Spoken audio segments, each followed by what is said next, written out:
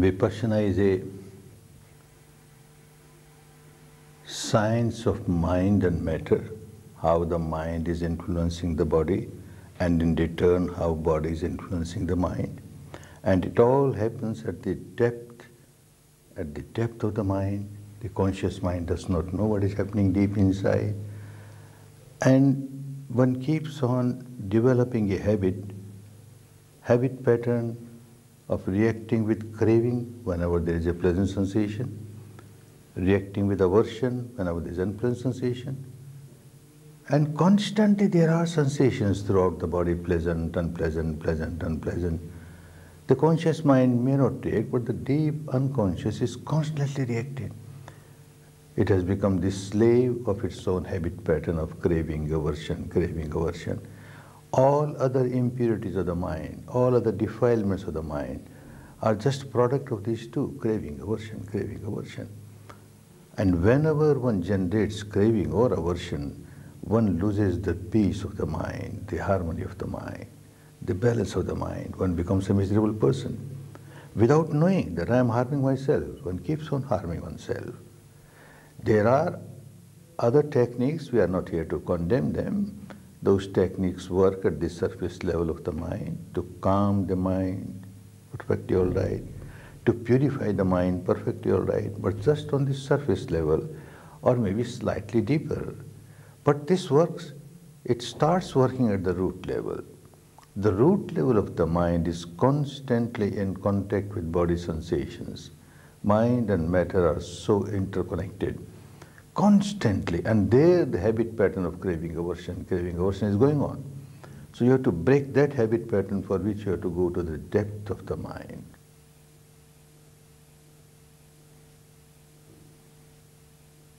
You have to make a part of the mind very sharp. So you join a 10-day course, and 3 days continuously you have to work observing the breath as it comes in, as it goes out. Natural breath. No breathing exercise, not try to control the breath. Natural breath as it comes in, as it goes out, keeping your attention on a small area below the nostrils, above the upper lip. And because you are with the truth, there is no imagination, there is no verbalization, there is no visualization, there is no self-suggestion, auto-suggestion, just the truth that you are experiencing the breath, coming in, going out, coming in, going out, and a small area. Continuously are working for 3 days. This makes the mind very sharp, very sensitive. And at the end of 3 days, one finds that you start feeling subtler realities. Besides the breath, there are so many other realities. You feel sensations in this area, different kinds of sensations, which normally you don't feel. Your mind, conscious mind, feels only very solidified, intensified, intense, gross, unpleasant sensation like pain, pressure. That is easy, people feel it. But there are so many other sensations throughout the body, all the time. Some of them are so subtle, just oscillation, very subtle oscillation. So mind must be trained to feel all kinds of sensations. And then from the 4th day onwards, you feel those sensations throughout the body. So you are developing your faculty to enable you to feel all types of sensations in the body. And another part of Vipassana is, when you are aware of sensations, you change the habit pattern, don't react. Whether pleasant sensation, unpleasant sensation, just observe objectively. Whatever is happening, keep on understanding, this is not eternal. Whatever sensation arises, it does not stay forever. Very unpleasant sensation has arisen. Gross sensation. It arises, seems to stay for some time, but ultimately passes away. Sooner or later passes away. And when it turns into very subtle sensations, then it is mere vibration, arising, passing, with great rapidity. So the same characteristic makes no difference. When you understand that whatever is happening within the framework of the body is constantly changing, that means the entire physical structure, the entire mental structure constantly changing, something which is constantly changing, what is the sense to react with craving towards it or react with aversion towards it? You understand? with the wisdom of your experience. This is not just an intellectual understanding. Now you are experiencing it. So the habit pattern starts changing from the root level. To change the habit pattern at the surface level of the mind, very easy. There are many techniques. People work on that. It gives result. But then if the impurity is at the depth of the mind, accumulated, time and again, there is a volcanic eruption. It comes on the surface and you are again agitated. The whole equanimity on the surface of the mind is gone. So that is why Buddha taught us to go to the depth of the mind and work with the depth of the mind. So that habit pattern is changed at the root level. If the root is decayed, then the whole tree will be decayed. If the root is healthy, then the whole tree will be healthy. So work at the root level. And he gave this wonderful technique. At the root level, mind is constantly in contact with body and body sensations. If you are aware of that and you are not reacting, your mind is becoming healthier and healthier, more and more wholesome. You live a better life. When the mind is pure, free from negativities, free from craving, then it generates love, compassion, goodwill. Instead of negative emotion, you start generating positive emotion, which is good for you, good for others. When you generate negative emotion, you are the first victim of your negativity. You become so miserable and you make others miserable. Instead of that, if you start generating positive emotion, you feel so much of peace and harmony. And you generate peace and harmony for others also. So you make others also happy. You are happy, others are happy. So this is a way of life, a good way of life, healthy way of life. Instead of making oneself miserable and making others miserable, now you start making yourself happy and make others happy.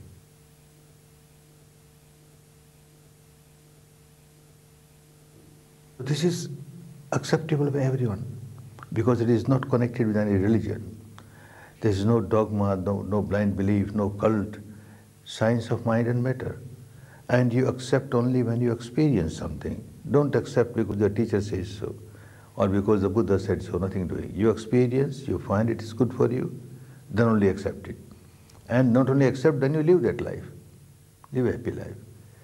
Blind faith is not involved and it is so non-sectarian. Anybody can practice. You observe your breath. Now what label you give to the breath? It is not Hindu breath or Buddhist breath or Christian breath or anything. And then later on you start observing the sensations along with the contents of the mind. Say anger arises and there is unpleasant sensation. You can't give label to the anger, Hindu anger or Buddhist anger. Anger is anger. And the sensation that you get is so unpleasant. It's the same with everybody. And when that impurity goes away and you feel so much of peace, harmony, again what label? Peace and harmony is the same for everybody. So non-sectarian and so scientific, no blind faith is involved. It's a pure mental exercise. As you do physical exercise to make the body healthy, to keep the body strong, this is a mental exercise to keep the mind healthy and to keep the mind strong. Good for everyone. That is why people of every religion, every tradition are participating in 10-day Vipassana courses. Today there is no religion in the world whose followers are not coming to 10-day Vipassana courses. When they come, they find it is our religion. Because every religion has the same teaching as the essence. The same teaching is there. Live a moral life. Have a disciplined mind. Have a pure mind full of love, compassion, goodwill, tolerance. This is the teaching of every religion. But how to practice it? There must be some way, some method, some technique. And here comes a technique which helps you. One becomes a good human being.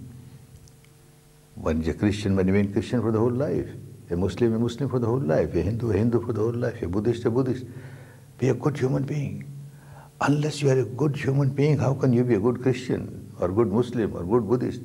So the main purpose of this technique is to make people good human being. Peace within. When there is peace within, there will be peace outside. Then only there will be real peace in the world. If the individual is all the time agitated, all the time full of negativity, where is peace? After all, the society is made of individuals.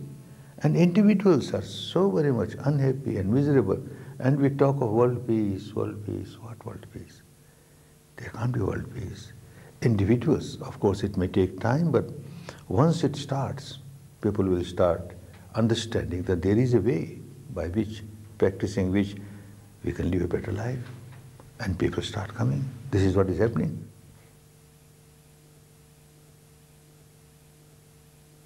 Last 30, 32 years it has come out of Myanmar.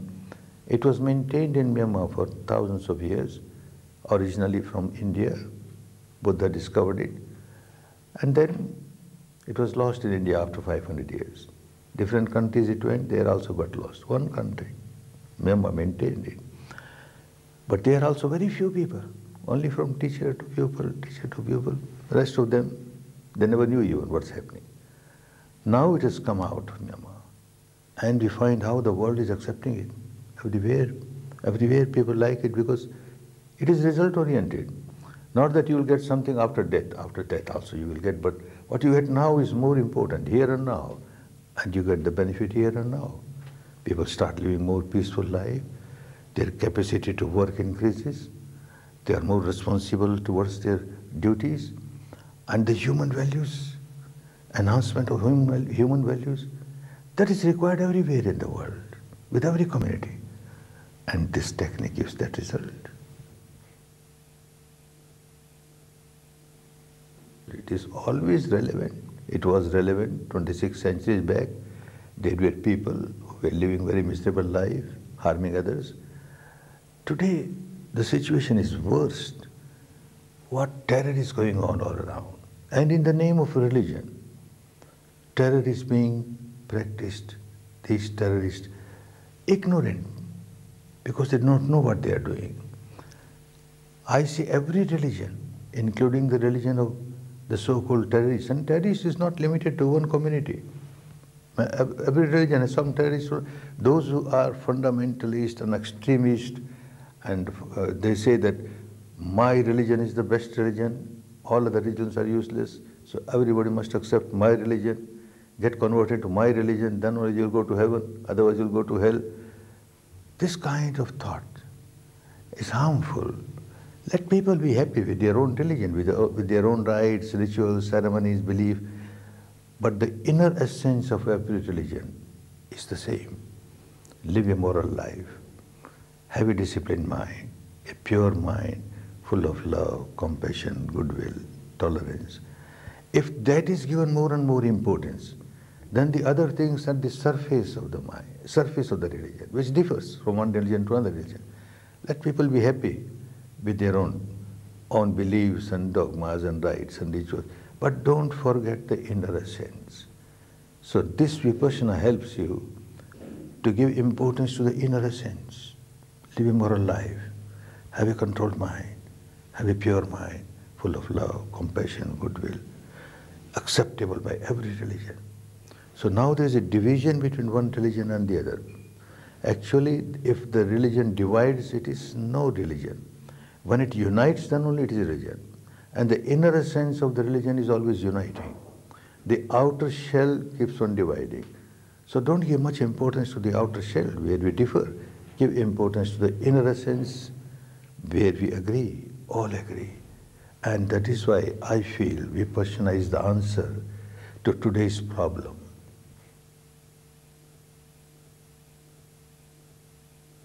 There are so many difficulties not only in the name of religion, but in the name of, say, in business also. One becomes so much greedy, overgreed, out of overgreed, one starts harming others. One is a millionaire, I must become multimillionaire, billionaire, multi-billionaire. By hook or crook, money must come to me without understanding how I am harming others, the consumers, the shareholders. With this technique, when purity comes in the mind, one will never do that. One will earn money, honestly, nothing wrong, without harming the consumers, without becoming dishonest to the shareholders. Then it is good, nothing wrong. Nothing wrong in earning money honestly and make use of it